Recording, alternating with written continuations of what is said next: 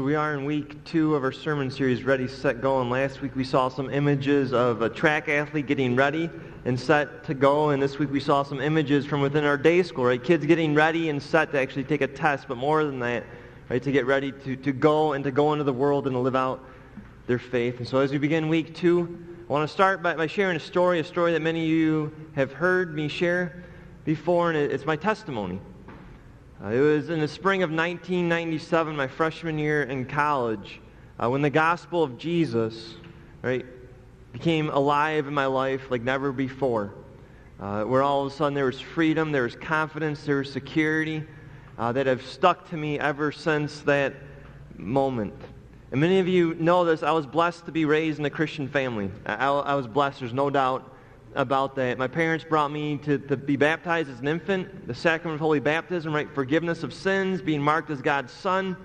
Having that in my life, growing up in the faith, I was blessed when my parents actually had me go to St. Luke Clinton Township, a Lutheran day school, like many of you have chosen to do with your kids. I was blessed, right? I had faith. God had given that to me. And I remember as an 8-year-old, we moved into a new neighborhood, and there's a 10-year-old boy. His name was Sean. I don't know if Sean actually comes to church here or not. Maybe Sean remembers this. Maybe you'll hear this online. I don't know Sean's last name. He moved out a couple years later. Maybe you'll hear why he moved out. But he lived right behind us, and I remember as it went to my faith, I asked Sean, do you believe in Jesus? And my new neighbor told me no. And then my response as an 8-year-old was, well, Sean, you're going to hell. You know what Sean's response to this little 8-year-old punk that just moved in was? Punch right across the face. Yes, that happened. And we are in a sermon series about going to share your faith, and so we'll probably learn a lesson from that. That's not how we should go about sharing our faith, but that happened. Right? Faith was real. My parents were bringing me to church. I was learning about Jesus in the school. I was praying at night, but all of a sudden something flipped when I went to high school. All of a sudden I started feeling a huge amount of guilt and shame. My behaviors, I knew they were sinful, and I just couldn't shake that. And guilt and shame and the behaviors that were associated to that just kept hindering me and basically stopping me from even being able to say, yeah, I'm a Christian. I was just stuck in guilt and shame. I remember my parents would bring me to church, and there'd be communion taking place, and just getting ready to come up to communion and receiving communion. I would go back to my seat worse in my internal spiritual feelings than I did when I came into church. I just felt like I was completely unworthy. And for that song that we just heard sung, right, I am a child of God, that was not me. I could not say that. I did not believe that. I felt, right, I was not good enough, that God was just completely disappointed in me, and I was just blowing it left and right, and I was just trapped. I couldn't get out of that. And it continued just to build and continue to spiral. And even at night when I would go to pray, I couldn't pray. I just felt too guilty, and that God wasn't even going to listen to me.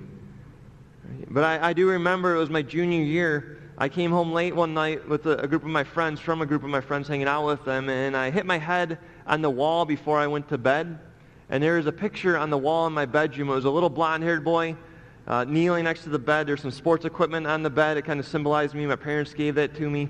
And there's an image of Jesus right behind that little boy with his hands on his shoulders as the boy was praying. And when I woke up the next morning, I picked up that picture frame that fell off the wall, and the picture in there was crooked. The picture in there was crooked. And I remember thinking to myself, as if it was yesterday, God, something's crooked here. This is completely evidence of everything I feel inside. And so I prayed, if it's me, help me to straighten this out. Right? But if it's my perspective of you, if there's just something I don't understand, please help me understand this, because this can't continue. This is not good. And I was blessed to actually go to a Christian high school, Lutheran High North. But during high school, right, we'd have chapel, we'd have religion class. All I felt was guilt. All I felt was shame. A week after the picture incident, my sister, she was now a freshman at Oakland University, and she went on this Christian fellowship retreat, and she came back from this retreat literally on fire. She just heard the sermon series that we're in or something, and she was just ready to set and to go, and her attention was fixated on her little brother Justin, because she knew what was going on in my life and what wasn't going on in my faith. And so she began to challenge me, and I remember one evening she came to me and a group of my friends and said, Jesus is crying because of what you guys are up to. And so my response, my friend's response was certainly we kind of snapped back at her, right? But that literally made me feel even worse. Her intention with that was to call us out of God's love. Jesus is crying because he loves you so much, but because the way I was thinking, right, it just made me feel even worse and even more trapped. But I knew something was off, and so as I enter into my senior year of high school, this cycle's still going on. My dad and I was trying to choose a college, where to go play baseball, and where to become an engineer, because I loved math and physics. We were trying to go choose a college. My dad, because he loved me so much, and because he wanted me to know Jesus, right, we go to this one college, Hope College, and he makes sure that we actually go to the chapel service there. And I remember going to the chapel service there and thinking to myself, right, this is good. Right? There's something going on in my life and in my faith right now. I don't know what it is, but this could be good for me. And so we made a decision for me to go to Hope College, and then I started going to chapels there. And in April, the spring of that year, all of a sudden I hear this message from the chaplain there. He's sitting on a stool, and he starts talking about the prodigal son. And then as he talks about the prodigal son, he shares the whole story about the father who had so much love for this son and was always looking for the son and ran to the son. And all of a sudden there's a song sung by this college student playing the guitar simply on a little stool. It was called When God Ran. And in the lyrics of that song, it talks about the bigness of God. Then it talks about the gospel and how God ran to his son and how God runs to us. And something clicked. Right? All of a sudden, in my mind and in my heart, all of a sudden, right, God loves me. God loves me. This has been my issue, my misunderstanding. The picture is crooked because I don't understand that he loves me just as I am. That he's always loved me, that he's never turned his back on me. Even though I've been doing that to him, he's always been there.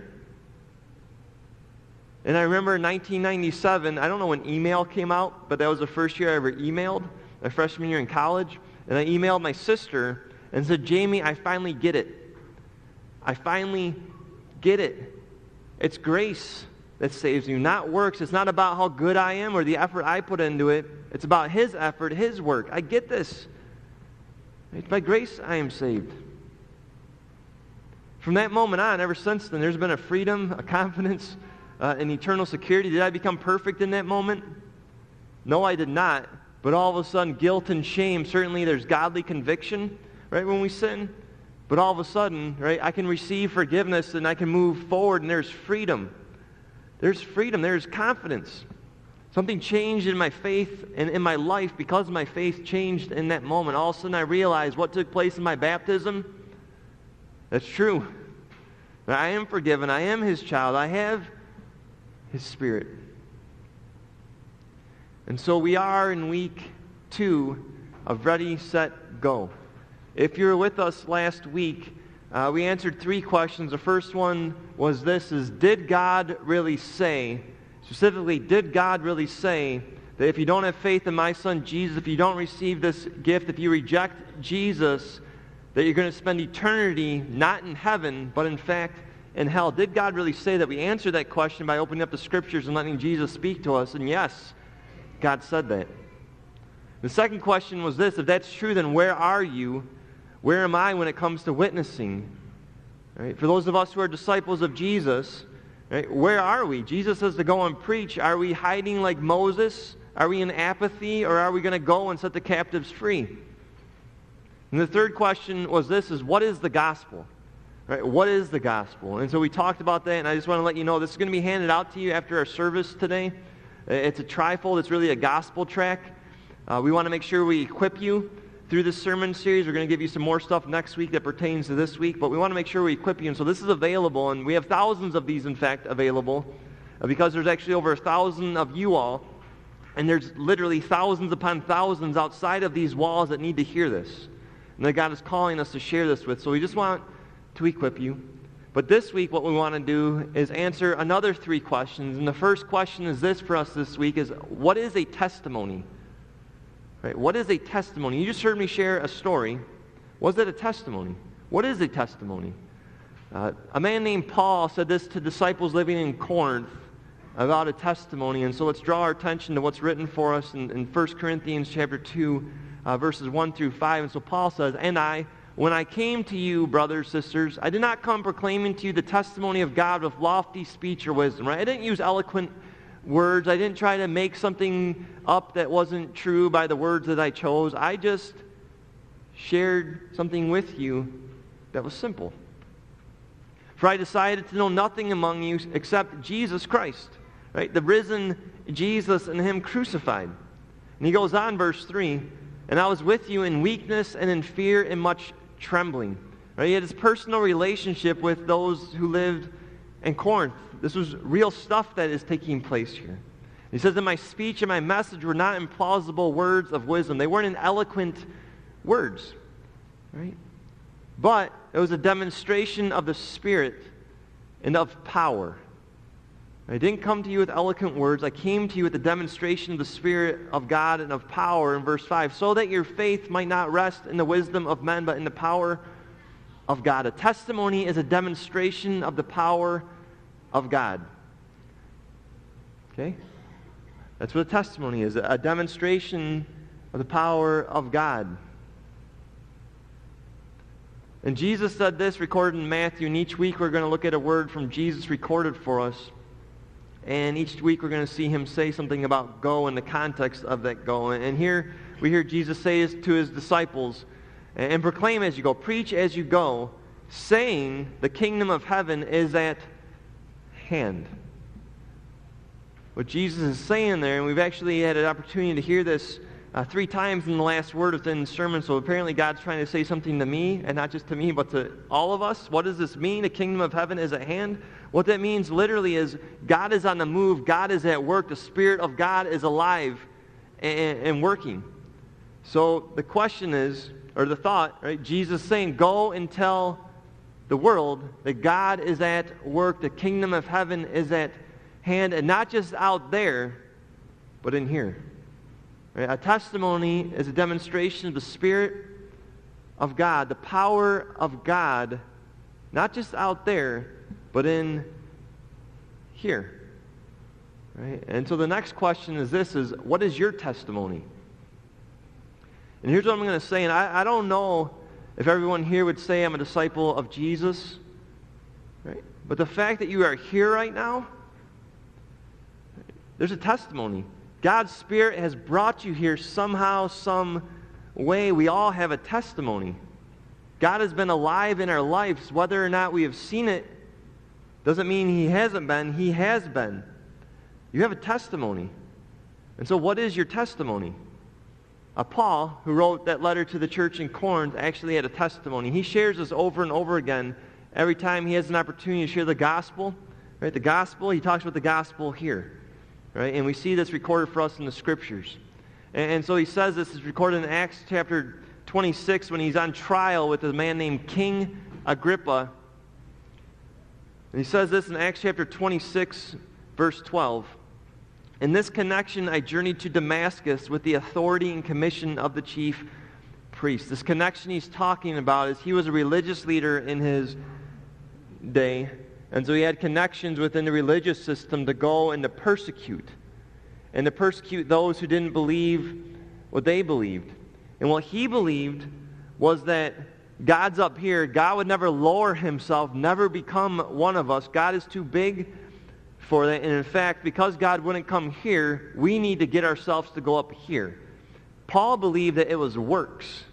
Right? We needed to climb the ladder. We needed to earn enough favor with God for us to get into a relationship with God. And he was passionate about that. That's why he lived and breathed. And there were Christians out there. There was Jesus, another rabbi, who was teaching the complete opposite. In fact, Jesus was actually saying he was God come down to earth. And then Jesus talking about grace. And then it said that Jesus rose again from the dead. And so now there's other people going out and proclaiming this message. And Paul is not happy about this. Not happy. So he actually goes, I think not happy is probably not even the right word to put on that. He's literally killing Christians. People who believe the gospel. And so this is the context here. Right? He's on his way to go kill some Christians, to persecute these people who believe something different than what he believes. But at midday, he says, O king, I saw on the way a light from heaven, brighter than the sun that shone around me and those who journeyed with me. Right? They're all seeing this light. And when we had fallen to the ground, I heard a voice. Suddenly it's personal. saying to me in the Hebrew language, Saul, Saul, why are you persecuting me? And I love this line. It is hard for you to kick against the goads. Right? Jesus is telling him it's useless. It's useless to persecute me, buddy. Like, just stop. What are you doing? Right? This is in vain. This isn't getting you anywhere. Right? You're kicking against the goads. Whatever that means. We know what it means now, but you're kicking against the goads, Saul. And in verse 15, I said, who are you, Lord? And the Lord said, I am Jesus. I'm the crucified, I'm the resurrected one. I'm the one who you are persecuting. I'm the one who came the kingdom of heaven and told you that the kingdom of heaven is all about God's grace. Verse 16, but rise and stand up upon your feet, for I have appeared to you for this purpose, to appoint you as a servant and witness to the things in which you have seen in me, and to those in which I appear to you, to those which will come to you, delivering you from your people and from the Gentiles, to whom I am sending you. Paul had a testimony, right? I grew up this way. This is what I thought about God, that I needed to earn my way. In fact, I hated those who said it was a different way. But then all of a sudden I met Jesus, and now I believe in God's grace, and I can't help but share this with everybody else. There's another testimony I want to share with you from John chapter 9, verse 15. This might be a little bit more simple. This is from a man who was born blind, right? Born into a broken world where sin is present. There's bits of hell, there's bits of heaven. Jesus said there's going to be trials. This man had a trial of blindness. His family had this. And he had an encounter with Jesus, and something happened. And so the Pharisees are trying to figure out what Jesus is about. Who is this Jesus? They had ill intentions. I don't know what your intentions are, again, if you believe in Jesus or not, but I think you're here, you're wondering, right, who is this Jesus? Well, this is who he is. Right? How did you receive sight? And then he said to them, that's Jesus, put mud on my eyes, and I washed, and I see. Right? I was blind, I met Jesus, now I see.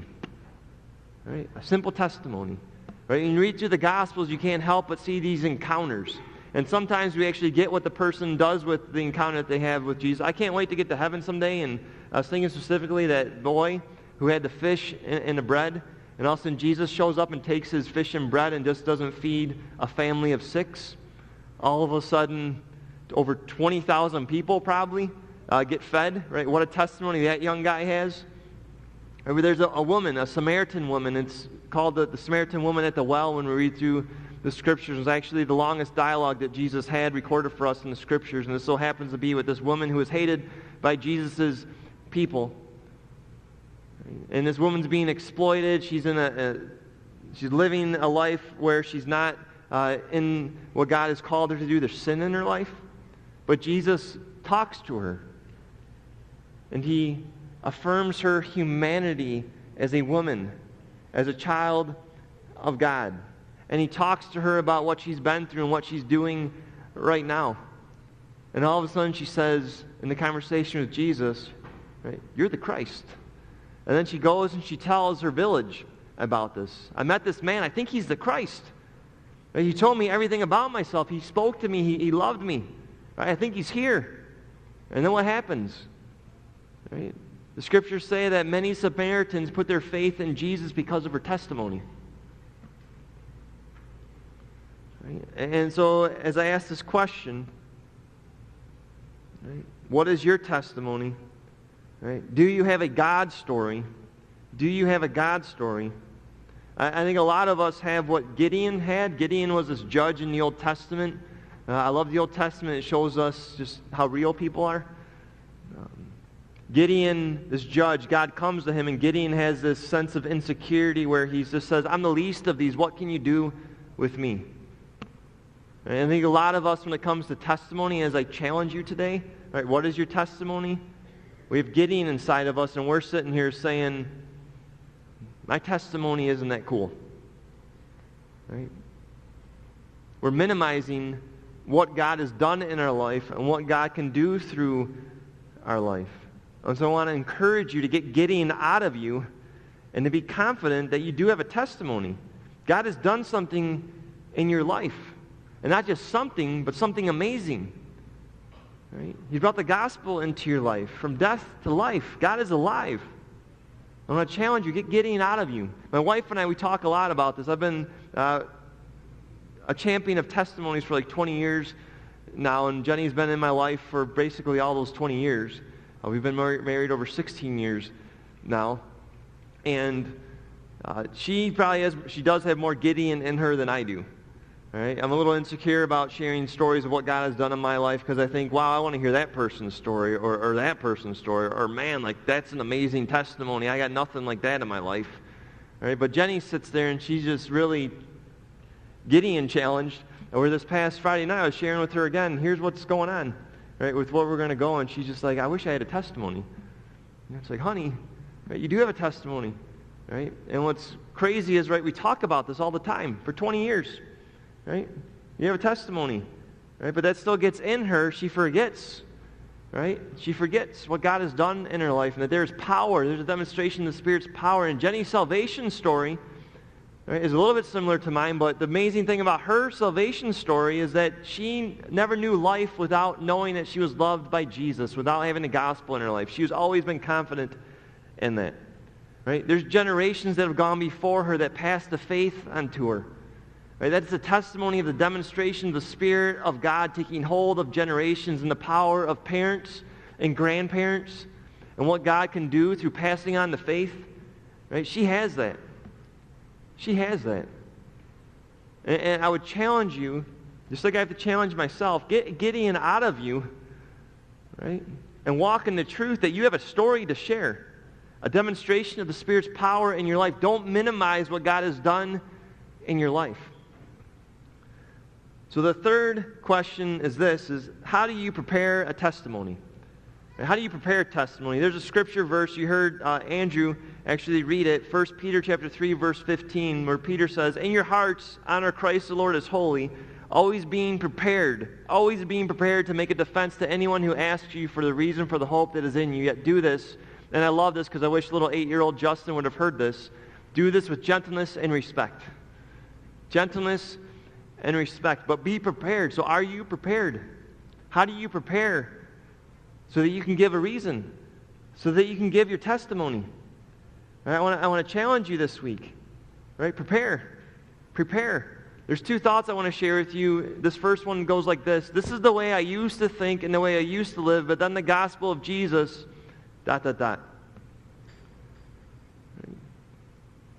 Please be prepared. Right?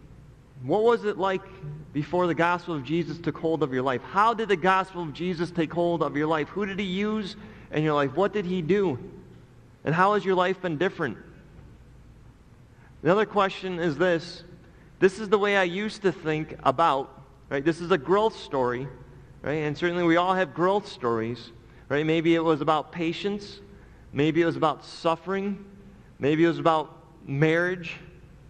Right? Maybe it was about work, right? But then, right, God showed up, right? Maybe it was a scripture, a devotion, a song, someone came into your life, a sermon, right? Maybe God just spoke to you. What was that? Something happened, and now here's how it is, right? God's Spirit showed up and did something in my life.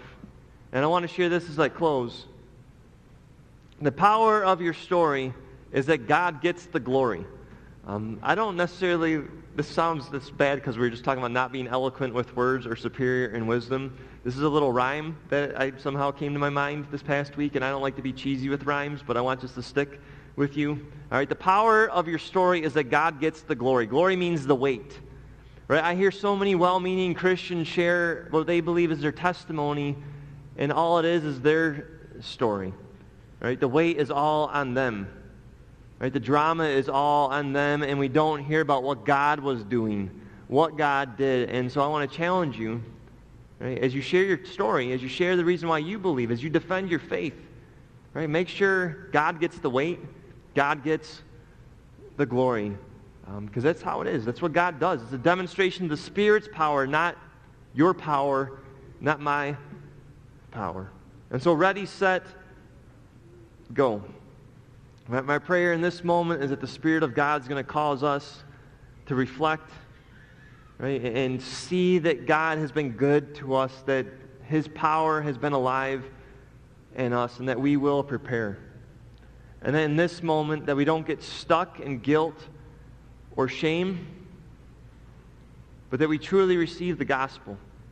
That we truly receive what Jesus has done for us, that he completed the work, that it's by grace that we are saved. It's so easy to beat ourselves up. Right? So many of us have minimized what God has done in our lives, and we feel guilt and shame about that. So many of us have not taken the opportunity to share our faith, but God is here right now saying, I forgive you. I forgive you. I don't remember that anymore. So please, you don't remember that anymore. I don't remember that anymore. So I pray that as you come forward, you receive this forgiveness, this gospel, and that God continues to demonstrate his power in your life. So as we get ready to come forward to receive the gospel anew, I want to remind you of what Jesus said to his disciples on the night that he was betrayed by them. And certainly they had guilt and shame. There's no doubt about it. And Jesus, right, knowing that they were going to be betraying him, right, still did this. Right? At the course of the meal, the Passover meal, the Freedom Feast, the Bible tells us that he took bread, he gave thanks, and he gave it to them and said, take and eat. This is my body given for you. And after supper, he did the same thing with the cup. After he gave thanks, he blessed it, and he gave it to them and said, take and drink, every one of you. This is my blood shed for you for the forgiveness of your sins. Drink this often in remembrance of me. And so Jesus is here, and I just pray that you can come forward, right, in godly sorrow, but that you can walk away in godly freedom. Right? The gospel of Jesus, the assurance of the forgiveness of sins, the assurance of salvation. During communion, I believe I'll be able to go off to the side to pray.